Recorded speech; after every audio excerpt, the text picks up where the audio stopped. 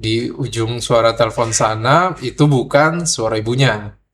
Suara itu serak, pelan, dan bergema seperti dalam lubang tanah. Dia bilang, "Pulanglah Rendra, kuburanmu sudah menunggumu."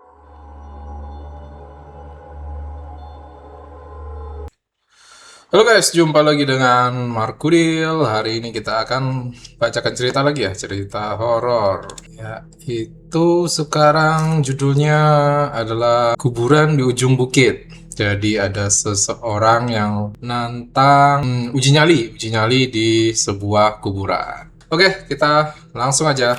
Kuburan di Ujung Bukit. Angin malam itu berdesir pelan di sela-sela pepohonan jati yang kering. Bulan separuh menggantung pucat di langit, menyorot samar hamparan tanah merah di atas bukit tua itu. Jadi ada tanah merah di bukit tua ya. Orang desa menamai tempat itu kuburan Bukit Landa. Pemakaman yang konon sudah berdiri sejak zaman penjajahan Belanda. Jadi kuburan yang di atas bukit tua itu bernama kuburan Bukit Landa ya guys. Gak ada yang berani ke sana setelah matahari terbenam, sebab mereka percaya arwah yang terkubur di sana tidak pernah benar-benar tenang.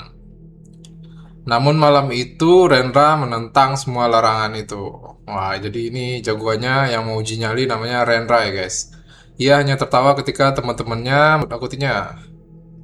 "Kalau kau berani buktikan, ambil batu nisan dari sana dan bawa pulang," kata Santo menantangnya di depan warung kopi tua. Nah, biasalah ya anak muda uji-uji nyali adu-adu berani lah. Jadi ada teman Santo, temannya si Rendra, nantangnya buat ngambil batu nisan di makam. Rendra yang terkenal keras kepala mengangguk penuh kesombongan. Ia ingin membuktikan bahwa semua itu hanya omong kosong orang desa. Maka setelah jam 11 malam, dengan senter kecil di tangan dan rokok yang menyala, ia pun melangkah menuju bukit itu. Jadi, Rendra niat buat ke kuburan jam 11 malam. Begitu tiba di kaki bukit, angin terasa lain. Udara dingin menggigit, membuat kulit merinding. Pohon beringin besar di depan gerbang kuburan. Dahannya menjuntai seperti tangan tua yang hendak meraih siapapun yang lewat. Jadi ada pohon beringin tua ya di depan pintu masuk kuburan. Rendra menyorotkan senter ke arah papan kayu tua yang tergantung di sana. Tulisan yang nyaris pudar masih terbaca dengan samar. Tulisannya yaitu Tanah Larangan. Jangan ganggu yang tidur. Rendra mendengus pelan. "Hah, yang tidur? Kuburan ya pasti isinya orang tidur lah," katanya sambil tertawa sinis. Ia lalu mendorong besi berkarat itu. Kreak! Suara engsel pintu besinya melengking panjang. Tapi yang aneh, Rendra itu nggak menyentuhnya lama. Gerbang itu malah terbuka sendiri pelan-pelan. Harusnya kan kalau gerbang tua udah karatan tuh butuh tenaga ya. Tapi ini dia baru pegang sedikit terus otomatis buka pintu pagarnya kuburannya itu. Rendra tertegun sejenak. Terus dia bilang, angin," katanya menenangkan diri. Nah, dia udah mulai ini nih, mulai takut lah. Udah mulai ciut juga nih dia. Bilang, cuman angin gitu kan. Lalu masuklah si Rendra ke kuburan. Kuburan itu penuh batu nisan yang miring, beberapa patah, beberapa tenggelam separuh ke dalam tanah. Rumput liar tumbuh di antara makam, dan suara jangkrik seakan hilang ketika Rendra melangkah lebih dalam. Jadi seperti kuburan terbengkalai gitu ya guys ya. Itu hening hingga ia bisa mendengar detak jantungnya sendiri. Lalu ia menyorotkan senter ke salah satu nisan yang masih utuh. Tulisannya samar tapi masih terbaca. R. Darti, wafat 1912. Nah, di bawahnya ada lagi kalimat kecil yang nyaris tertutup lumut. Tulisannya, dia dikubur hidup-hidup. Wah, jadi R. Darti ini yang wafat 19 itu dikubur hidup-hidup guys. Wah, kok bisa? Rendra menelan ludah, kaget dia baca itu kan. Bohong katanya. Siapa yang iseng nulis kayak gitu katanya kan. Lalu menendang batu kecil untuk mengusir rasa takut. Tapi dari balik tanah terdengar sesuatu yang samar seperti desisan. Jadi si Rendra mulai mendengar suara guys. Dia nunduk, coba menyorot senter lebih dekat ke tanah. Tanah itu bergetar, seolah ada sesuatu yang bergerak di bawah sana. Rendra mundur kan, karena kaget lihat tanah bergetar. Terus bergumam, paling tikus katanya. Tapi dia suaranya itu mulai bergetar. Lalu dari dalam tanah itu terdengar suara tarikan nafas. Pelan, berat, seperti orang yang menahan sakit. Aduh, gitu. Kaget dong Rendra. Senter di tangannya bergetar. Ia menyorot ke kanan dan ke kiri. Tapi nggak ada siapapun. Hanya nisan tua dan kabut tipis yang mulai turun dari atas bukit. Kemudian, tap, tap, tap, tap, terdengar langkah kaki dari arah belakangnya. Rendra berbalik cepat. Dia langsung nyenter ke belakangnya itu. Ternyata ada sosok berjubah putih di kejauhan. Tubuhnya membungkuk, rambutnya panjang menutupi wajah. Ia berdiri di antara dua nisan, diam seperti batu. Nah, gimana kalau kamu dalam posisi kayak gitu, guys? Lagi di kuburan, tahu ada orang di ujung sana di antara nisan lagi dengan tampilan kayak gitu, rambut panjang, pakai baju putih, bungkuk. Gimana? Kamu mau lari atau gimana, guys? Rendra kaget, langsung bilang, "Weh, siapa itu?" Tapi sosok itu nggak ada jawaban. Tapi dia tetap melangkah perlahan. Tek, tek, tek, tek. Langkahnya menyeret, menimbulkan suara gesekan tanah yang menusuk telinga. Rendra dengan sisa-sisa beraniannya masih bilang, "Hei, aku nggak takut, kamu siapa?" katanya. Sosok itu berhenti sekitar 10 langkah di depan Rendra. Tangan kirinya terangkat perlahan, menunjuk ke tanah di sebelah nisan tua. Rendra menyorot ke arah yang ditunjuk. Ini dia. Tanah itu ada cairan merahnya, guys. Cairan pekat merembes keluar dari celah gundukan makam. Bau anyir langsung menyeruak, membuat perutnya Rendra mual. Jadi dari dalam tanah keluarlah cairan merah itu yang berbau anyir. Tapi yang membuat Rendra membeku adalah di antara tanah yang menggembung itu muncul jari manusia pucat dan berlendir, bergerak seperti ingin keluar. Jadi dari dalam tanah makam keluar tangan pucat berlendir seperti menggapai-gapai pengen keluar. Astaga, bisiknya. Tangan-tangan itu mencakar ke udara, diikuti wajah yang perlahan muncul dari tanah. Berlumur tanah, separuh busuk, namun matanya masih bergerak. Mulutnya terbuka, mengeluarkan suara serak. Dia bilang gini, "Tolong, aku belum meninggoy." Gimana? Tahu-tahu keluar wajah dari makam gimana dong? Kaget dong Rendra. Rendra berteriak sekeras mungkin dan mundur. Ia menjatuhkan senter. Cahayanya berputar menerangi wajah mayat hidup itu. Lalu gelap karena senternya mati. Malah kejadian kayak gitu, malah senternya mati. Double lah ya. Dalam kegelapan, Rendra hanya mendengar suara tanah diacak-acak dan langkah berat mendekatinya. Rendra lari tanpa arah, nabrak nisan, jatuh, bangkit lagi. Tersengal-sengal, dalam panik ia menyalakan senter dari ponselnya. Siapa yang nggak panik ya kayak gitu ya? Ketika cahaya muncul, ia mendapati sesuatu di depan matanya. Batu nisan besar bertuliskan Rendra, lahir 1998, wafat Agustus 2026. Langsung kaget dong Rendra. Hah?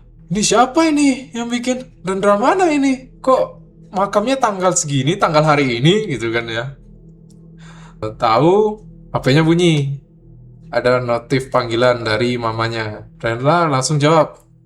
Bentar. "Ma, tolong ma, aku ada di kuburan," katanya. Tapi di ujung suara telepon sana itu bukan suara ibunya. Suara itu serak, pelan, dan bergema seperti dalam lubang tanah. Dia bilang, "Pulanglah Rendra, kuburanmu sudah menunggumu." Rendra terdiam. Suasana hening. Kemudian tiba-tiba terdengar suara pelan di sekelilingnya. Suara perempuan, lirih tapi banyak sekali. Banyak sekali, seolah ratusan suara tertawa bersamaan. Bayangkan guys, ada ratusan suara kayak gitu, suara Ning Kunti. Rendra lalu nutup telinga dan lari ke arah gerbang. Tapi ternyata udah nggak ada gerbang di situ. Yang ada hanya pagar kawat berduri yang menutup rapat di sekeliling area. Nggak tahu karena panik atau apa, Rendra nggak nemu itu. Nah, dari balik kabut, puluhan sosok putih muncul, berdiri di atas setiap makam. Wajah mereka hancur, tubuh mereka berlumur tanah dan merah-merah itu. Dan semuanya menatap ke Rendra. Rendra berlutut, nangis ketakutan. Maaf, aku nggak sengaja, jangan ganggu aku. Tolong, jangan ambil aku, katanya. Salah satu sosok itu mendekat, pakai kebaya putih lusuh, matanya kosong, berlubang hitam aja, jadi nggak ada matanya, hitam aja. Tangannya nunjuk ke sebuah lubang tanah yang masih terbuka di belakangnya. Dari dalam lubang itu keluar suara langkah-langkah kecil, dan muncullah anak kecil berwajah pucat, dengan mata kosong, dan tangan kanan menggenggam bunga melati. Kau ngambil batuku, katanya kepada Rendra dengan suara datar. Rendra menatap tangannya sendiri. Dan benar aja, tanpa sadar tadi ia mengambil potongan batu nisan kecil di dekat tempat itu. Untuk membuktikan keberaniannya, untuk membuktikan keberanian ke si Santo tadi itu. Lalu ya dijatuhkannya cepat. Nih, kau balikin. Aku nggak tahu, maaf ya, kata Rendra. Bocah itu cuma tersenyum. Terlambat, katanya. Tanah di sekitar Rendra mulai bergetar. Dari buah nisan, tangan lain muncul, lalu menarik kaki Rendra. Rendra jerit, mencoba meraih apapun, tapi tubuhnya ditarik perlahan masuk ke dalam tanah. Ia mencakar bumi, namun setiap cakarannya hanya membuat air merah di ujung jarinya, menetes-netes ke tanah. Dia ditarik, tapi dia tetap menggapai. Tapi tarikannya lebih kuat daripada pegangannya Rendra, sampai bermerah warna tangannya. Terdengar suara-suara tertawa semakin keras. Dalam detik terakhir, sebelum wajahnya tenggelam, Rendra melihat gerbang kubu kuburan terbuka lagi. Dan di baliknya berdiri sosok tinggi berwajah gelap, mengenakan mantel panjang hitam. Matanya menyala merah, dan suaranya berat seperti batu yang digesek. Terus dia ngomong kayak gini. Yang menantang kematian harus belajar tidur di antara mereka. Setelah itu gelap, tanah menutup sempurna. Jadi si Rendra terkubur hidup, guys. Nah, pagi ketiga setelah Rendra nggak balik, warga desa nemu sepatunya di kaki bukit. Nggak ada tubuh, hanya jejak langkah yang berhenti tepat di depan gerbang pemakaman. Santo dan teman-temannya dipanggil kepala desa untuk memberi keterangan. Mereka semua gemeter karena mereka merasa bersalah telah menantang Rendra. Tapi yang membuat semuanya makin aneh adalah gerbang kuburan itu kini punya satu makam di barisan depan. Batu nisannya baru, bersih, dan bertuliskan nama Rendra, lahir 1998, wafat Agustus 2026. Nah, nggak ada yang tahu tuh siapa yang membuat batu nisan itu. Warga terdiam. Terus beberapa malam kemudian, penjaga kuburan mendengar suara tertawa kecil dari arah makam itu dan melihat cahaya senter nyala mati sendiri di antara nisan. Jadi penjaga kuburan lihat senter nyala mati. Cahaya senternya kali ya, senternya mungkin nggak ketemu. Nah, seminggu setelah pemakaman simbolis untuk Rendra, ibunya menerima sebuah amplop yang terselip di depan pintu rumah. Nggak ada nama pengirimnya. Si amplop itu hanya selembar kertas, kotor, penuh tanah, dengan tulisan berantakan seperti digores kuku. Tulisannya, "Ma, aku kedinginan. Aku dengar mereka bernyanyi setiap malam. Aku nggak bisa tidur, Ma." Mereka menggali terus. Di bawah tulisan itu ada bekas sidik jari penuh. Ibunya pingsan. Terus diperiksa sama polisi. Mereka nggak menemukan jejak mengirim. Tapi tanah di kertas itu sama persis dengan tanah di kuburan Bukit Landa. Terus skip. Beberapa bulan kemudian, seorang pria tua datang ke desa. Namanya Mbah Karto. Penjaga kuburan generasi lama yang udah lama pindah. Ia mendengar kabar tentang anak muda yang hilang itu. Kalian semua bodoh, katanya dengan suara bergetar. Kuburan Bukit Landa itu bukan kuburan biasa. Dulu di situ bukan hanya tempat pemakaman, tapi tempat orang Belanda mengubur hidup-hidup para tawanan. Tanahnya haus merah, jadi nggak boleh diganggu. Orang-orang desa. Terus dia melanjutkan, dan siapapun yang mengambil sesuatu dari sana, batu, bunga, tanah sekalipun akan dianggap bagian dari mereka. Jadi kalau kamu ngambil apapun dari kuburan itu, maka kamu akan dianggap bagian dari mereka, lalu diajak ke kuburan. Nah, tepat di hari ke-40 sejak hilangnya Rendra, kabut turun sangat tebal. Dari kejauhan, orang yang lewat di jalan utama melihat gerbang kuburan itu terbuka lebar. Di dalamnya tampak cahaya kecil bergerak, seperti seseorang berjalan membawa senter. Petani yang melihat mengira mungkin ada orang yang tersesat, tapi saat diperhatikan lebih lama, dia melihat bayangan itu berhenti di depan nisan Rendra, lalu menunduk. Angin lalu tiba-tiba berembus kencang, dan cahaya senter itu padam. Hanya suara yang tertinggal, sayup namun jelas. Aku sudah pulang, katanya. Keesokan harinya, di depan gerbang kuburan, ditemukan sebatang rokok yang masih menyala setengah. Mereknya sama dengan yang biasa dihisap oleh Rendra. Hingga kini, warga desa Landa masih menutup gerbang pemakaman itu setiap senja. Gak ada yang berani lewat, apalagi membawa pulang apapun dari sana. Namun kadang, ketika malam terlalu sunyi, dari arah bukit terdengar suara seseorang batu kecil dan menyalakan rokok. Beberapa orang bersumpah pernah melihat cahaya kecil menari di antara nisan, diiringi bisikan samar. Jangan ganggu yang sedang membaca. Oke, ceritanya udah selesai. Tapi ini saya heran ya. Kalau udah ada nisan, tuliskan nama Rendra, terus masih baru lah ya. Masih tanggalnya Rendra hilang itu. Kenapa mereka nggak gali kuburnya aja ya? Buat nyari tahu sih di bawahnya itu ada apa. Ya nggak sih? Daripada tahu udah 40 hari hilang, masih nggak nemu badannya. Ya nggak sih? Oke, namanya juga cerita. Kalau ada cerita yang pengen dibacakan, silakan kirim di komen. Nanti saya kasih email. Terima kasih udah mengikuti. Sampai jumpa dengan cerita dari Markudial selanjutnya. Oke, thank you.